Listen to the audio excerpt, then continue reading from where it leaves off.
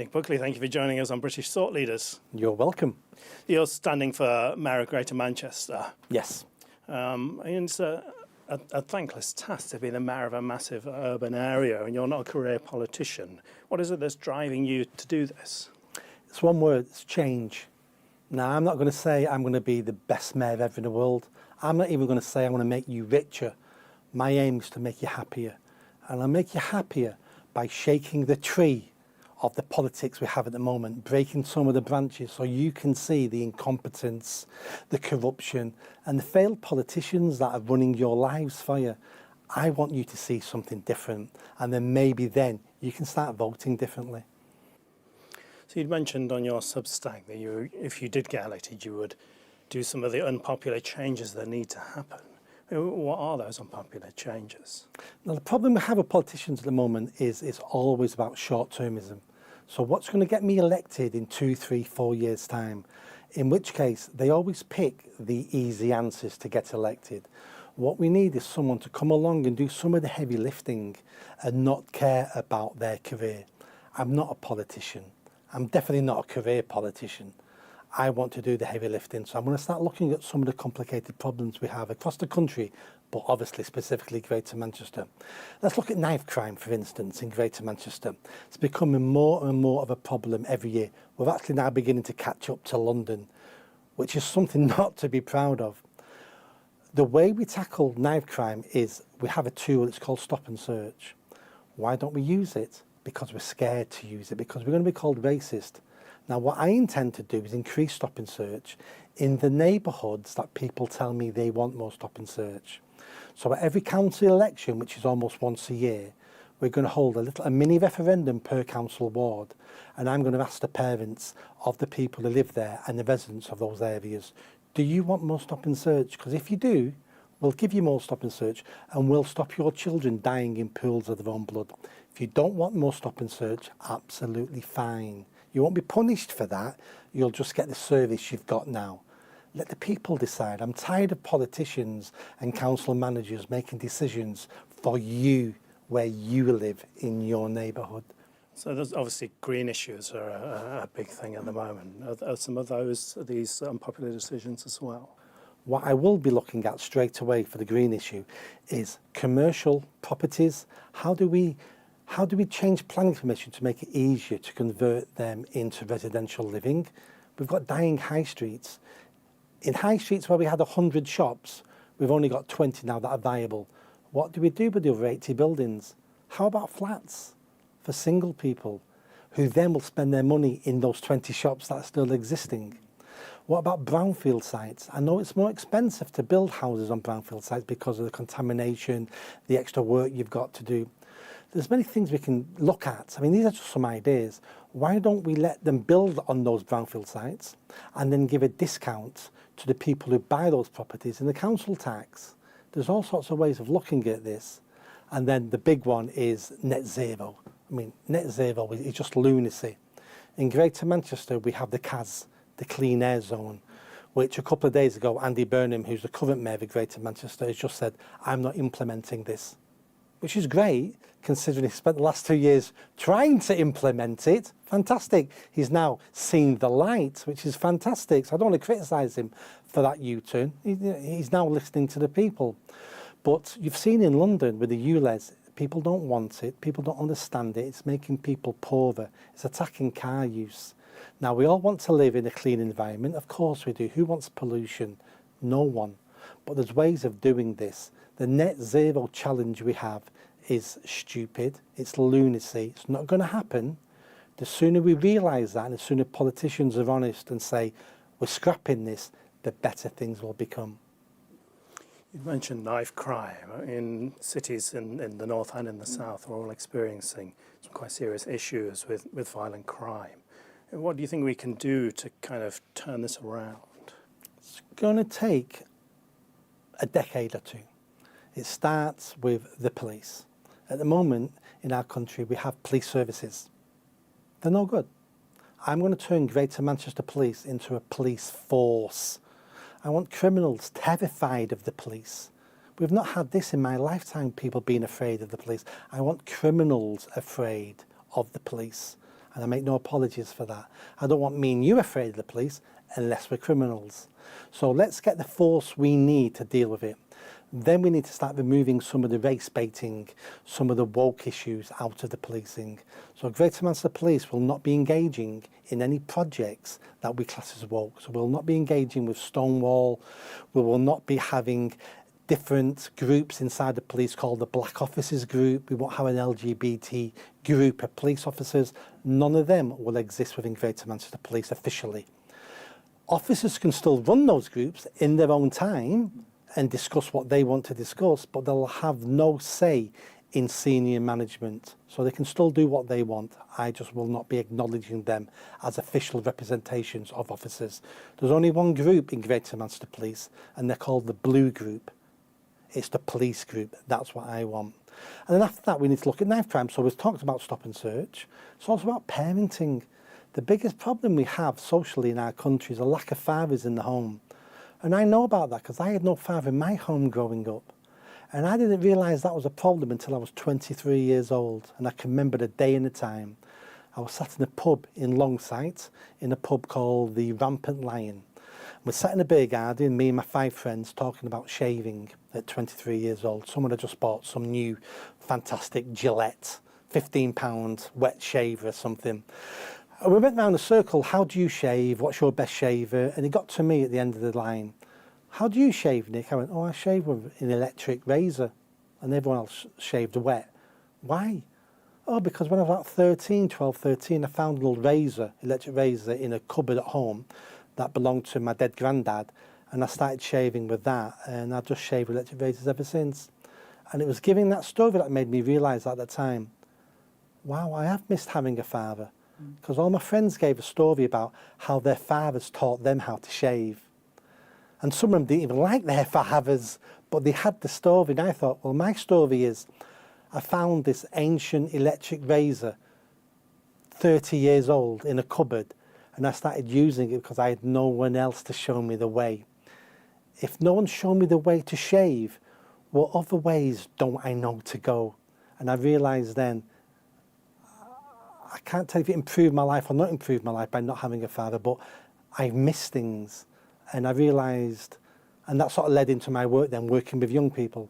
And young people need guidance. And the number one guidance is from your parents, your mother and your father. You don't need just a mother, you need a mother and a father. And that's how we tackle crime in Greater Manchester. Something like 80% of all criminals in jail come from fatherless homes. That's the problem. Let's get fathers back into the house.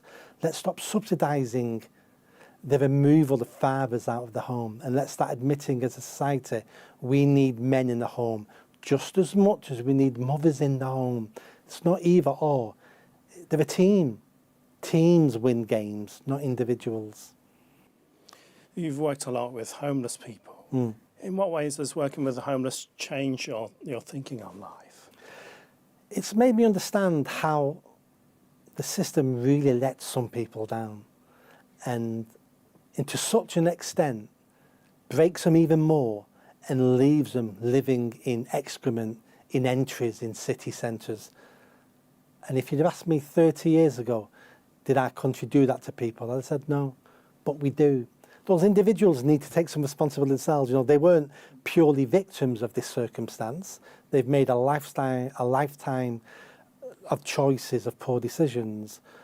But as professional services that we're paying for in our taxes, and that's the best they can do, is have someone living on the street. And I realised then the system's completely broken. And it's broken for several reasons. The first reason is cowardice. We know how to fix rough sleepers. We've done it before in the 80s in this country. This isn't a new problem. It's an old problem that's just reappeared. We haven't got the bottle anymore now to do what we did in the 80s, which is hold people accountable and make decisions that are unpopular, especially in the age of Twitter and Facebook and being called, you're nasty, you're evil, you're a Nazi. Well, if I am evil, I am nasty, I'm a Nazi, but I'm saving people dying on the street, so I'm a pretty good Nazi if that's what you think a Nazi is.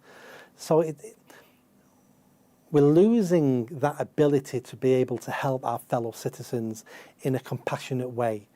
Instead, what we do now is we say, I'm the compassionate one.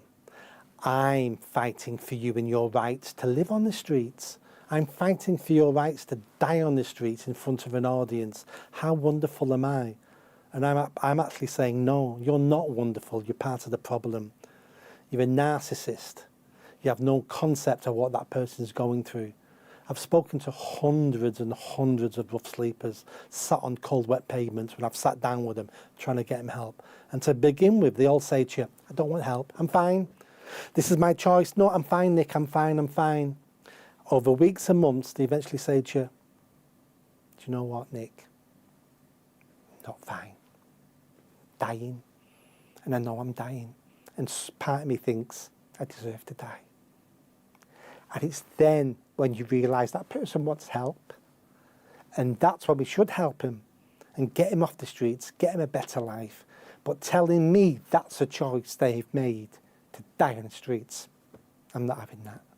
Do you think there's some easy measures we can bring in that would make a big difference with the homeless situation? I promise in Greater Manchester we'll end rough sleeping in a year. 12 months. That's all it takes. This isn't rocket science. We've done it before. I've got 15, 20 years experience now working with sleepers. It just takes a backbone, some great determination. It doesn't take a rocket science to work any of this out.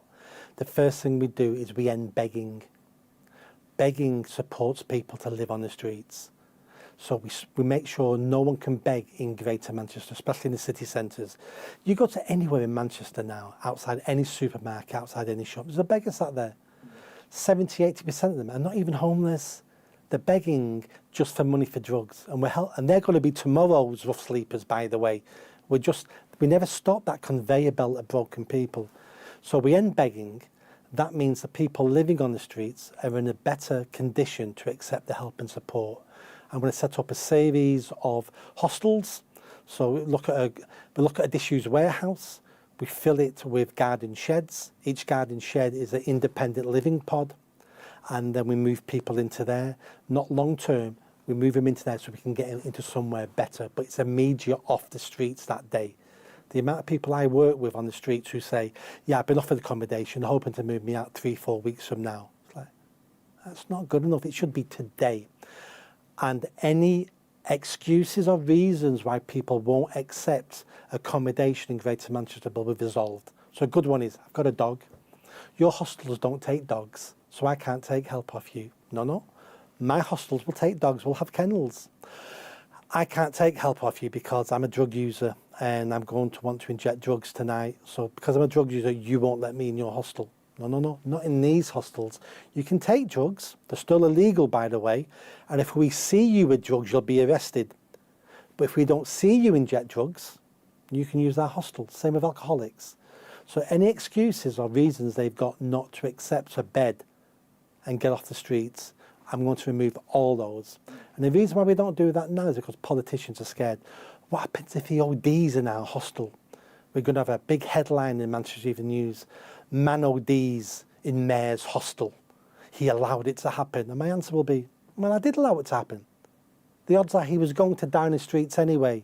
We got him off the streets. He died in a bed. That's better than in a rat-infested alleyway. Point one. Point two is, they all don't die in our hostels. And we've got so many people now into better accommodation, move them off the streets. It's about step one, step two, step three. Step one is always get people off the streets. Step one. We'll do whatever it takes to get them off the streets. No more excuses. No more professionals saying, oh, it's a bit dodgy that could affect my career. I might get in trouble for that. No. The mayor will take full responsibility because there's too many cowards in our services. I will take the flak. I will take responsibility because I know I'm saving lives. Do you think there's kind of a selfishness to politics that it seems you're quite happy to put aside whatever happens? You'll make the decisions. Maybe they'll be unpopular. Maybe it will ruin your political career, but you're happy to put all that aside to do what you think is right. I've always done that since a child. I've always done what I thought was right. I'm not saying I've always been right. Sometimes in hindsight, it's like, that wasn't the right thing to do. But at the time, I did it for the right reasons. I'm not in this for a career. I don't want to be, I won't be running again 3 years from now to be Mayor of Greater Manchester. I don't want to be a politician. I'm just tired. I'm tired of seeing the region I love, the country I love, slowly deteriorate over my lifetime. You know, it's easy to say society's crumbling, but we've got schools and hospitals with concrete that doesn't work, that's just crumbling. And that's just a metaphor of Greater Manchester. I just want to improve things. I'm not going to get everything right, and I'm not going to improve everything the voter wants me to do, because I'm only one person. I'm going to look at the basics. If we don't fix the foundations, nothing else can be built. If I can fix the police, if I can start generating a little bit more support in our political system, so people start trusting politicians a tiny bit more than they do today, these are the things we need to do if we're going to build a better society, better communities, and hopefully improve the lives of almost everybody who lives here. It starts with 1 or 2 steps. So if people are voting for me thinking I'm going to change the world, no, I'm not the man for that. I want to do the foundational work. The people better than me may come decades from now to be able to carry on that work. We need to be realistic what one man can achieve. We're seeing a lot of talk about the HS2 line not going up to the north, and people are saying, oh, the levelling up hasn't worked. And from your experience, do you think people in the north feel hard done by with all of this? No. Most people, I've never met anyone in the north, apart from someone with a political agenda, talk to me about HS2. No one cares. I'm sure it could be important to some people, but no one cares. Was levelling up a real project? No, it wasn't. It was a PR stunt. Was the Northern Powerhouse a real project? No, it wasn't. It was a PR stunt. It's all about trying to attract those votes up north. If people in Westminster wanted to really improve the north of England, the last thing they should do is try to improve the connections to London, because all that happens is we become better beggars out of Westminster, out of London. What we need to do to create a northern powerhouse and to improve the lives of people in the north is connect the north. HS3, Liverpool, Manchester, Leeds, Hull, Newcastle, that would have been a fantastic project to run. Not only would it have dragged in investment into the north, it would have made all these smaller cities connect with each other. Maybe then we could have been a powerhouse.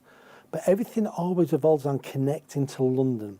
All that would happen if we built HS2 is we would suck more clever people out of the north into London on commuting. That's all we would do. And that isn't how you build a northern powerhouse. It's just more of the same. And what we need to realise is more of the same won't work. It's not worked anyway. Do something different. Connect those cities and let them figure it all out themselves. We don't need government to figure out our future for us. Do the infrastructure. Let us do the rest as individuals, as businesses, as communities. You came into the spotlight in 2020. You ran a charity, you founded the charity, and then the board of the charity sacked you. What happened? That was crazy. That wasn't planned. That wasn't me being brave. People think I was brave for this. I wasn't brave. I was naive. So I set a charity up 10, 15 years ago, working with kids on the streets, stopping them getting involved in crime. Multi-award winning charity now. And in May 2020, at the height of the Black Lives Matter lunacy, and we all know it's lunacy now, we didn't then, I looked on Black Lives Matter's website and read what they were about. I was quite shocked. Defund the police, overthrow capitalism, and the one that stuck out for me was disrupts the Western nuclear family. And I looked at that and went, they're all English words, but I've got no idea what it means when you put them all together. Disrupts the Western nuclear family. And I came up with the conclusion, it means we need to get rid of more fathers out the home. That's what that means. And that's when I went, no, people need to know about this. So I wrote a 600-700 word blog on my little blog site that was getting no audience anyway. And I just wrote what I discovered. And it went mental. Within days, I was called a Nazi, a racist, for criticising Black Lives Matter. And the board, there was an online petition to have me fired from the charity I set up. A volunteer from the charity resigned. A new volunteer, only been several months, resigned, wrote emailed the board saying I was a Nazi, and they panicked and they sacked me over email. And I'd appointed the board. They were friends, near enough. My world fell apart. The first week I was, I don't mind admitting I was a beaten man the first week. I was now Nick the Nazi. No one came to my defence. The hundreds of people I've worked with, professionals I've worked with, lots of them emailed me. Hi Nick, seeing what's going on, it's disgraceful. How can they treat you like that? How can they say those things about you? I hope you understand I can't say anything online though. And it was like, I understood why at the time. And then after a week, 10 days, I decided to myself, I'm not having this. They've ruined my life. I'm never going to get another job. Now I'm Nick the Nazi. So I mounted a fight back. Free Speech Union were fantastic. The Mail on Sunday did a full piece on me, full page. And then I got so much fan mail then. People said all over the world, America, Australia, New Zealand, France, UK.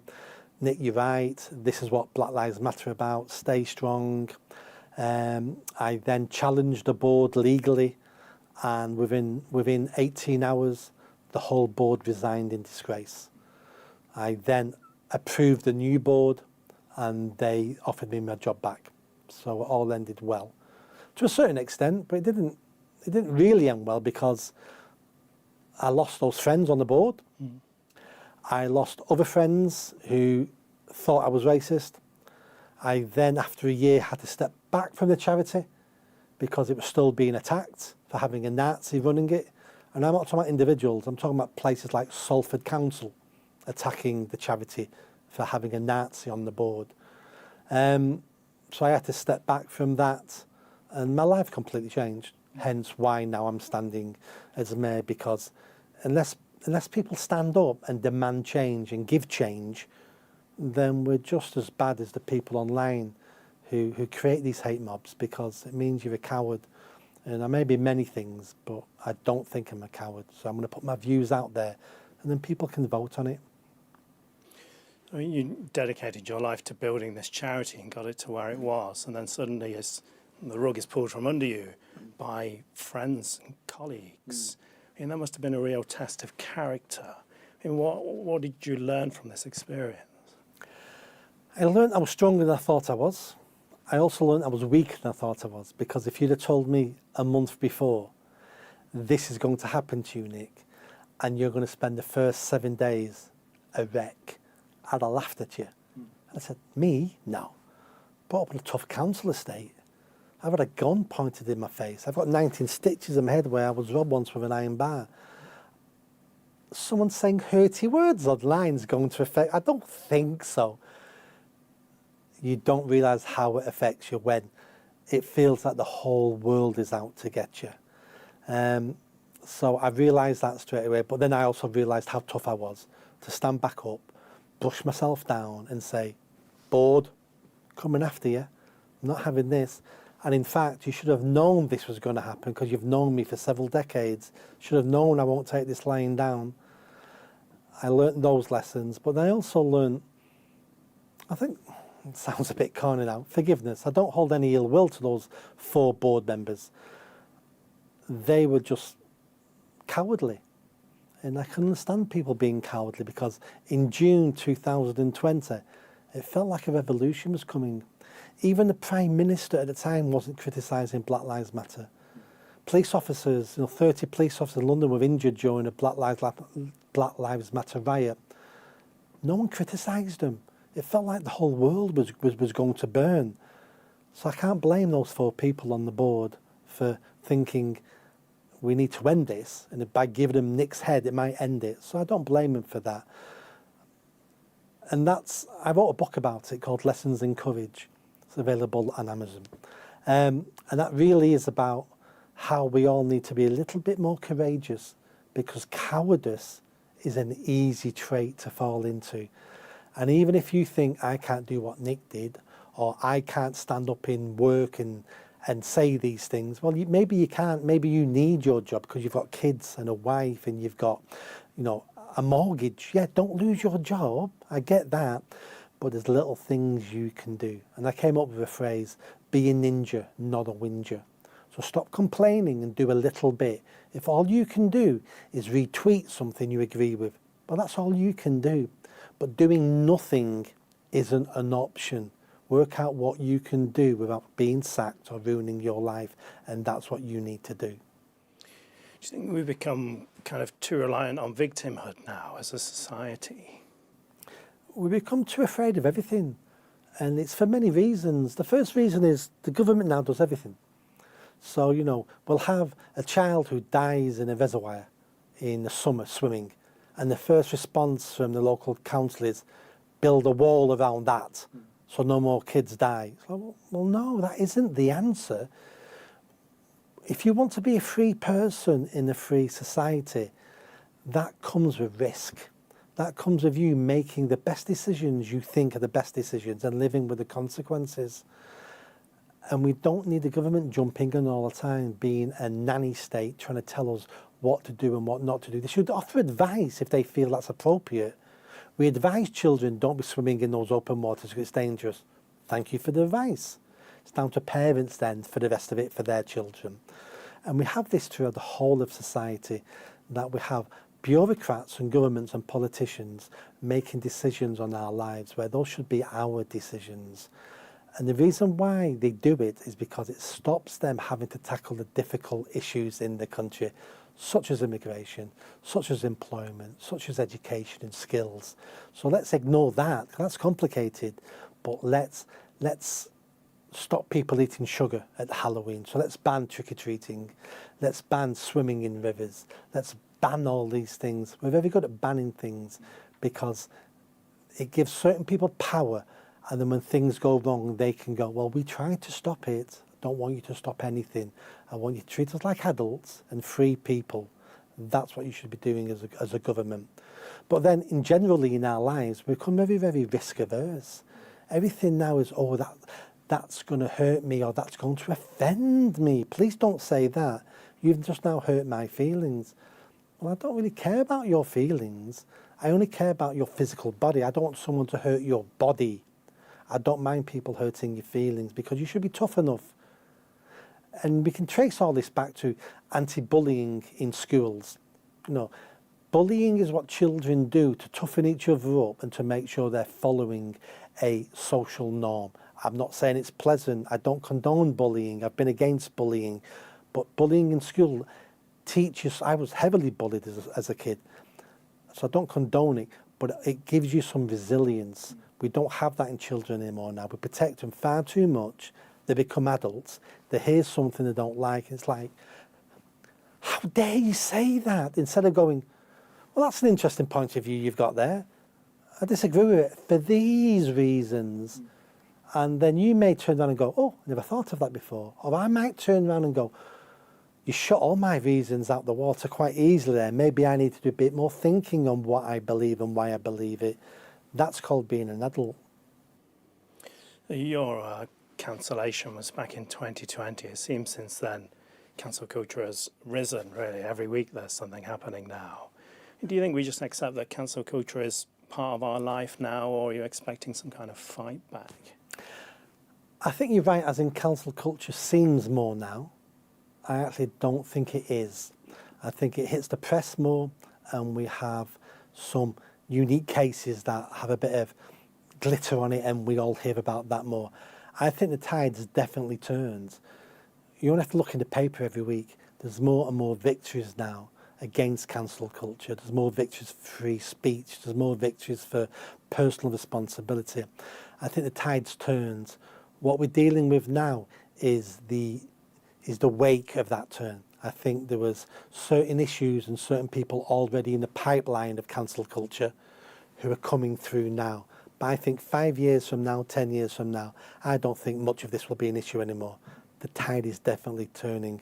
What we need to worry about is that we don't swing too far to the right, and then we get a different type of cancel culture, a different type of authoritarianism, because culture's a pendulum. So we've swung far too left now. The pendulum's coming back. We need to make sure it doesn't go too much the other direction. Nick Buckley, thank you for joining us on British Thought Leaders. You're welcome. Thank you very much.